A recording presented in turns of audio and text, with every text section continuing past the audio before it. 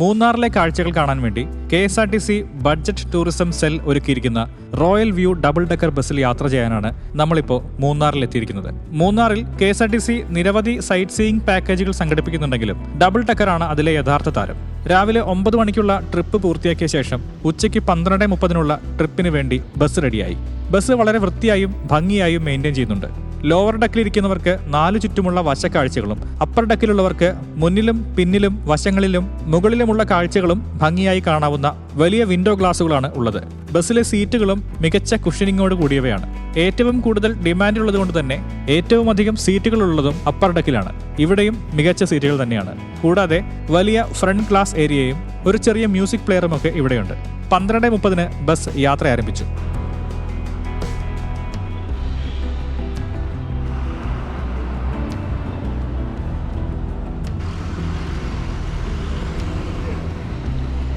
മുകളിൽ നിന്നുള്ള വ്യൂ അതിഗംഭീരമാണെന്ന് പറയാതിരിക്കാൻ വയ്യ. വാഹനങ്ങളുടെയും കെട്ടിടങ്ങളുടെയും എല്ലാം മുകൾ വശം ഭംഗിയായിട്ട് കാണാം. വർക്കിംഗ് ഡേ ആയിരുന്നതുകൊണ്ടും ഉച്ചസമയമായതുകൊണ്ടും വളരെ കുറച്ച് ആളുകൾ മാത്രമേ ബസ്സിലുള്ളൂ. മൂന്നാർ ടൗൺ കടന്ന് ബസ് ഗ്യാപ്പ് റോഡ് എന്നറിയപ്പെടുന്ന കൊച്ചി തേനി നാഷണൽ ഹൈവേ 85 പ്രവേശിച്ചു.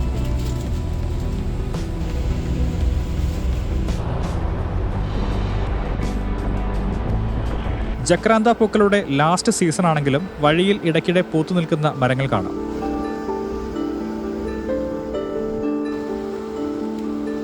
കേരളത്തിലെ ഏറ്റവും മനോഹരമായ റോഡ് എന്ന് വിശേഷിപ്പിക്കാവുന്ന ഗ്യാപ്പ് റോഡിലൂടെ വെറുതെ ഒന്ന് യാത്ര ചെയ്താൽ പോലും മനോഹരമായ കാഴ്ചകൾ നമുക്ക് കാണാൻ സാധിക്കും. സിഗ്നൽ പോയിന്റ് എന്ന വ്യൂ പോയിന്റിലാണ് ആദ്യത്തെ സ്റ്റോപ്പ്. ബസ് റോഡിന്റെ കൈവരിയോട് ചേർത്ത് നിർത്തുമ്പോൾ അത് മുകളിൽ നിന്ന് കാണുന്നത് ഒരു വല്ലാത്ത അനുഭവമാണ്.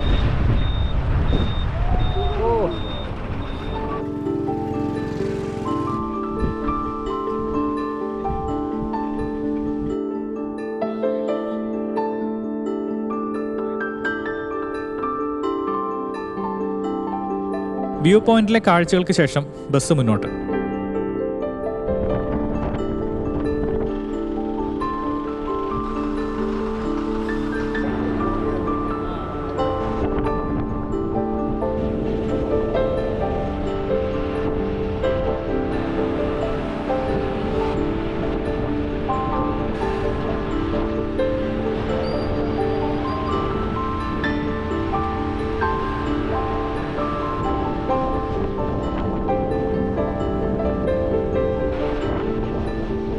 ഹൃദയത്തിന്റെ ആകൃതിയിൽ വളഞ്ഞു പുളഞ്ഞു പോകുന്ന റോഡുകൾ കാണാവുന്ന ലോക്ക് ഹാർട്ട് വ്യൂ പോയിന്റിലാണ് അടുത്ത സ്റ്റോപ്പ്.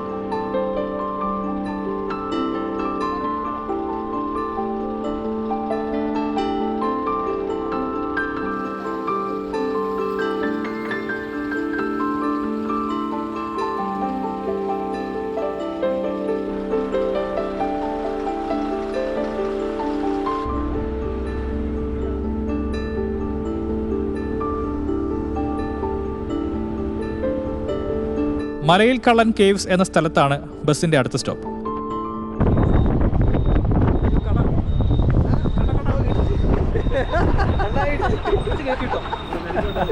ഇവിടെ ചായയും കൂൾ ഡ്രിങ്ക്സും ചെറിയ സ്നാക്സും കഴിക്കാൻ സമയമുണ്ട്. അതിനു മുൻപായി മലയിൽ കള്ളൻ ഗുഹ നമുക്കൊന്ന് കണ്ടുവരാം. ഇന്ത്യ സ്വാതന്ത്ര്യം നേടുന്നതിന് മുൻപുള്ള കാലത്ത് മൂന്നാറിലെത്തി പിന്നീട് പള്ളിവാസൽ ടീ എസ്റ്റേറ്റിലെ തൊഴിലാളിയായി മാറിയ തങ്കയ്യൻ എന്നയാളാണ് മലയിൽ കള്ളൻ എന്ന പേരിൽ അറിയപ്പെട്ടിരുന്നത്. മോഷ്ടാവായിരുന്ന തങ്കയ്യൻ പോലീസിൽ നിന്നും രക്ഷപ്പെട്ട് ഈ ഗുഹയ്ക്കുള്ളിൽ ഒളിച്ചു കഴിഞ്ഞിരുന്നതായി പറയപ്പെടുന്നു. വളരെ ഇടുങ്ങിയ ഈ ഗുഹയുടെ അറയ്ക്കുള്ളിലായി ഒന്നിലധികം ചെറിയ അറകളുണ്ട്. ഇപ്പോൾ കുറച്ച് വവ്വാലുകൾ മാത്രമാണ് ഇവിടെ താമസം. പണക്കാരിൽ നിന്നും തട്ടിയെടുക്കുന്ന പണവും സ്വർണവും തങ്കയ്യൻ തമിഴ്നാട്ടിലെ പാവങ്ങൾക്ക് വീതിച്ചു കൊടുത്തിരുന്നയാളായിരുന്നു എന്നും കഥകളുണ്ട്. പിൽക്കാലത്ത് പോലീസുകാരോ അല്ലെങ്കിൽ ഏതോ തമിഴ് സ്ത്രീയോ ആണ് തങ്കയ്യനെ കൊന്നുകളഞ്ഞത് എന്ന് പറയപ്പെടുന്നു. മലയിൽ കള്ളൻ കേവ്സ് കഴിഞ്ഞാൽ ഓറഞ്ച് തോട്ടങ്ങളുടെ കാഴ്ചകളിലേക്കാണ് യാത്ര.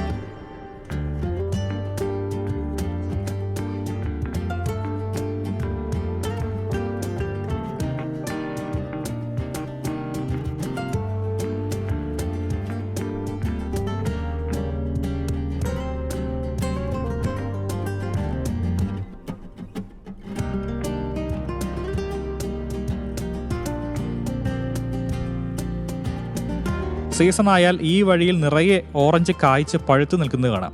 ഈ യാത്രയിൽ കുറച്ചേ കാണാൻ സാധിച്ചുള്ളൂ. മലയിറങ്ങി ഇനി ആനയിറങ്കൽ ഡാമിന്റെ കാഴ്ചകളിലേക്കാണ് പോകുന്നത്.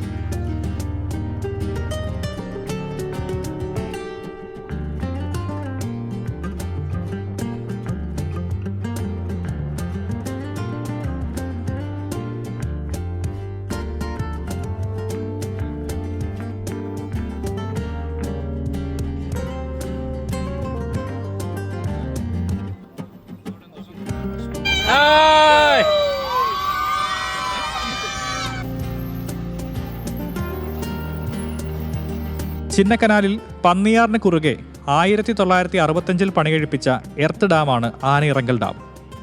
ഇലക്ട്രിസിറ്റി ഉൽപ്പാദനമാണ് ഈ ഡാമിന്റെ ജോലി. KSEBയുടെ കീഴിലാണ് ഈ ഡാം.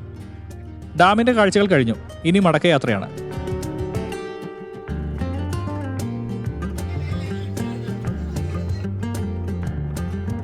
യാത്രക്കാർ കുറച്ചേ ഉള്ളൂവെങ്കിലും പാട്ടുവെച്ച് ഞങ്ങൾ ഡാൻസ് കളിക്കാൻ ആരംഭിച്ചു.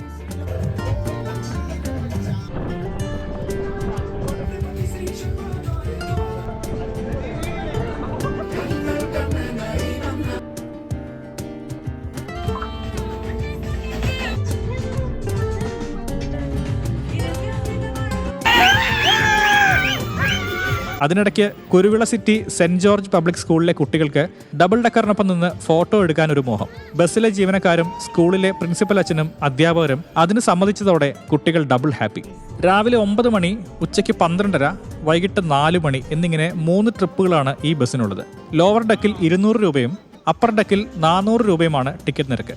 KSRTC സ്വിഫ്റ്റ് വെബ്സൈറ്റ് വഴി ഈ ട്രിപ്പ് ബുക്ക് ചെയ്യുകയും ചെയ്യാം. യാത്ര പ്ലാൻ ചെയ്യുന്നവർക്ക് ഈ വീഡിയോ ഉപകാരപ്പെടും എന്ന് പ്രതീക്ഷിക്കുന്നു. മറ്റൊരു യാത്രയിൽ വെച്ച് നമുക്ക് വീണ്ടും കാണാം. അതുവരെ the sound man signing off. എങ്ങനെ പൊളിച്ചില്ലേ?